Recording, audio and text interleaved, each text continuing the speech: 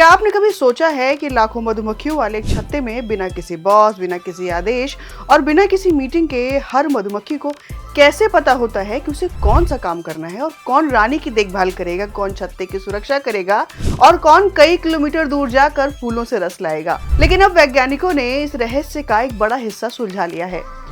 उन्होंने मधुमक्खियों के दिमाग में एक ऐसा न्यूरल स्विच खोजा है जो तय करता है कि एक वर्कर मधुमक्खी अपनी जिंदगी के किस चरण में कौन सा काम करेगी।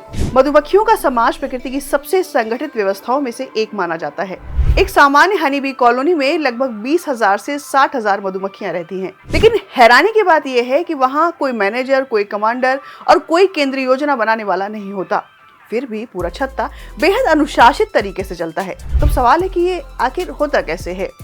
इस सवाल का जवाब खोजने के लिए जर्मनी की हेनरिक हाइन यूनिवर्सिटी डेसलडोर्फ के वैज्ञानिकों ने यूनिवर्सिटी ऑफ कोलोन और गोएथे यूनिवर्सिटी फ्रैंकफर्ट के शोधकर्ताओं के साथ मिलकर मधुमक्खियों के मस्तिष्क का अध्ययन किया और इस शोध के निष्कर्ष दुनिया की प्रतिष्ठित वैज्ञानिक पत्रिका proceedings of the national academy of sciences में प्रकाशित हुए। वैज्ञानिक पहले से जानते थे कि एक वर्कर मधुमक्खी का काम उसकी उम्र के साथ बदलता है।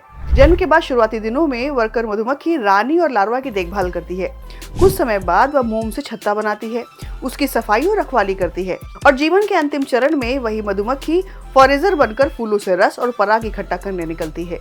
लेकिन दिमाग को यह टाइम टेबल देता कौन है? यहीं से इस शोध की सबसे महत्वपूर्ण खोज सामने आई। वैज्ञानिकों ने डबल सिक्स नाम के एक जीन और उससे जुड़े विशेष न्यूरल सर्किट पर काम किया। उन्होंने आनुवंशिक तकनीकी की मदद से न्यूरॉन्स की गतिविधि को अस्थायी रूप से कम कर दिया और परिणाम चौंकाने वाले थे।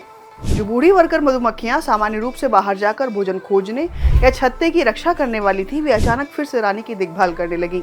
यानी उनका व्यवहार मानो रीसेट हो गया। इसका मतलब साफ था कि काम केवल उम्र तय नहीं करती, बल्कि दिमाग के भीतर मौजूद विशेष न्यूरल सर्किट यह निर्णय लेते हैं कि किसी समय मधुमक्खी कौन सी भूमिका निभाएगी।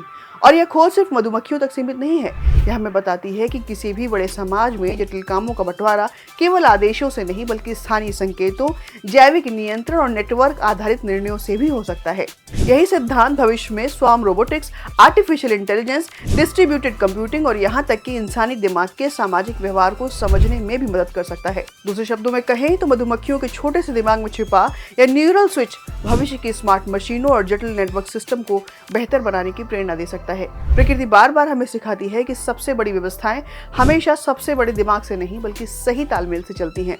एक मधुमक्खी के दिमाग में मौजूद लाखों नहीं, बल्कि लगभग 10 लाख न्यूरॉन्स मिलकर ऐसा संगठन बनाते हैं जिसे इंसान आज भी पूरी तरह समझ नहीं पाया है।